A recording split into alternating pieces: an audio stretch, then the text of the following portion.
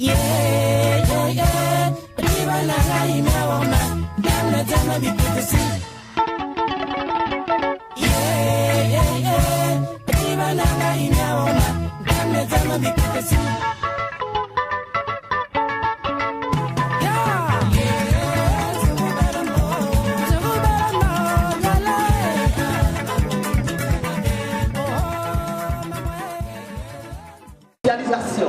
Que ce soit les jeunes, que ce soit les adultes, que ce soit la culture vieillissante, nous sommes obligés de passer par Internet. L'Afrique va à l'Europe, mais l'Afrique va à l'Europe d'une manière désordonnée. Il n'y a pas de canalisation. Chez moi, au Cameroun, et peut-être aussi dans les pays environnants, je ne sais pas si c'est la même chose à Kinshasa, les jeunes s'en vont. Les filles surtout s'en vont. Elles s'en vont à tout prix, séparées à tout prix. Elles s'en vont contre vent et marée. Nous avons le phénomène de la CAMS, la CESCAM, qui fait que dans les chambres, dans les cybercafés, les filles tombent sur des occidentaux qui sont les aînés de 50 ans, qui leur promettent l'Eldorado au niveau de l'Europe, et ils s'en vont, et elles s'en vont, et arrivées là-bas, elles tombent sur la désillusion totale. Dans ce livre, nous essayons de mettre en garde nos jeunes sœurs, mais nous essayons aussi de faire la promotion d'Internet, parce que c'est les gens qui utilisent mal Internet qui tombent sur les déviances. Ceux qui utilisent bien Internet trouvent que nous avons besoin de cet outil. Et c'est ce qui se passe un peu dans Arc-en-Ciel. Nous avons encore peut-être 3 exemplaires aussi, puisque le stock, c'est un livre, le stock est fini. Et mes autres productions, parlant de mon poème Lisier enchanté, on par contre le sera chez Amatan à Paris, parce que c'est là où j'ai publié, je n'ai plus d'exemplaires. Sinon, je dirais que ici aussi là, ma production a été beaucoup appréciée. Et cela rejoint ce que j'ai d'abord ici en 2012, parce qu'en 2012 j'étais ici avec les livres, et dès les 2 premiers jours, mes livres étaient aussi finis. Peut-être que la prochaine fois, je reviendrai avec avec un stock un peu plus élevé, et je remercie de cela.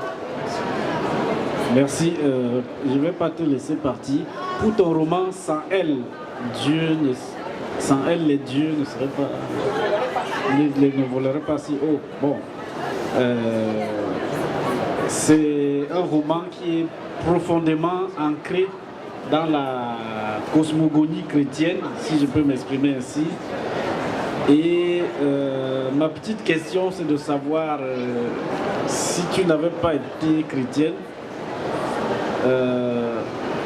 quelle serait la conception de la femme? Si je n'avais pas été chrétienne, la femme serait autant sublimée, parce que j'ai grandi déjà dans le contexte bamileke où ma maman n'était pas chrétienne. Ma maman était une prêtresse traditionnelle. Je l'ai vue prêtresse traditionnelle. J'ai vu mon papa, prince bamileke, adorer les crânes. C'est sur le tard que j'ai vu mon papa se baptiser et prendre le nom de Paul. Et même quand il prenait le nom de ce Paul, c'était pas beaucoup parce qu'il croyait, c'était encore pour ajouter à sa grandeur de roi. Et quant à ma maman, c'est avec moi, parce qu'elle a vécu 15 années avec moi à Douala, que me voyant fréquenter assidûment l'église catholique, elle décide de se baptiser. Donc, et avant de rentrer en contact avec tous ces grands prêtres, j'avais déjà en moi cette volonté à valoriser la femme, à sublimer la femme. Si je n'avais pas été catholique, j'aurais quand même écrit sans elle, les dieux ne volaient pas si haut, puisque ce n'est pas une œuvre essentiellement catholique, c'est une œuvre où même si je rentre dans les fondements de la création, je retourne encore à nos origines africaines pour sublimer la femme. Okay. Est-ce qu'il y a une question dans la foule? Autrement dit, on va passer à la dédicace. Puisque j'ai le micro, il faut que je me lance aussi un peu. D'accord, Joseph. Il m'a été aussi demandé de venir aussi là, présenter ce livre que j'ai écrit, que j'ai publié l'année dernière, sur la musique camerounaise. Précisément un rythme qu'on appelle le bikuti. C'est un rythme qui au départ était dit folklorique, entre guillemets, et qui est déjà devenu musique moderne. Pour ceux qui regardent Trace Africa, la quasi-totalité de la musique qui sort maintenant, c'est puise dans ce livre-là. Et là, quand je présente un artiste, Epeme Théodore, qui a réussi à sortir ce livre-là de ce que j'ai appelé tout à l'heure, entre parenthèses, folklore, pour rendre ça moderne, en l'enrichissant avec du jazz, en l'enrichissant avec du rock, et naturellement en lui apportant de nouvelles thématiques.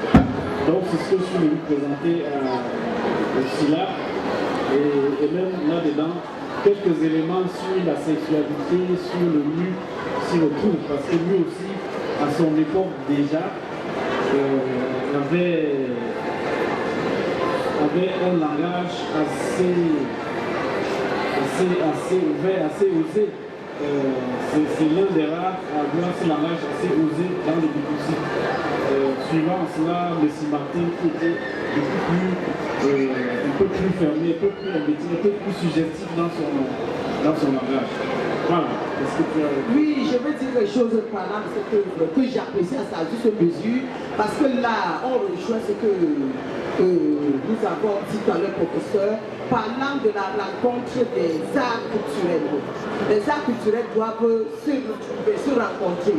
Ici, c'est la musique traduite et exprimée à travers le roman.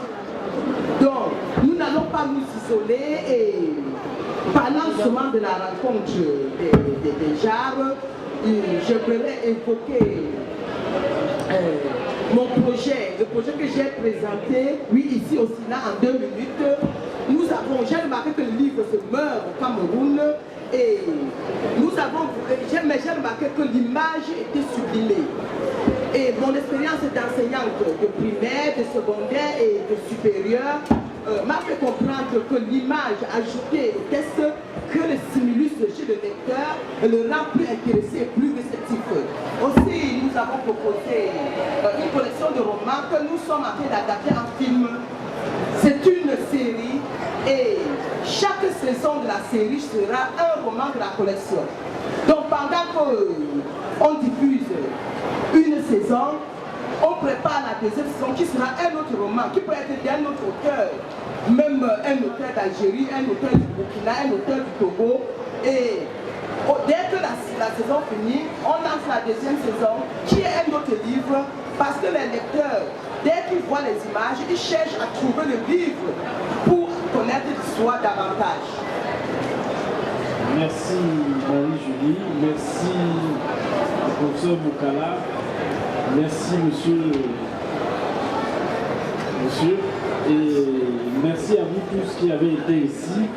Je rappelle que cet après-midi, il était question d'évoquer l'œuvre du poète camerounais Fernando D'Almeida, qui est auteur d'une trentaine de recueils de poésie, j'insiste, une trentaine de recueils de poésie, qui est également critique littéraire et qui est en poste à l'université de Douala.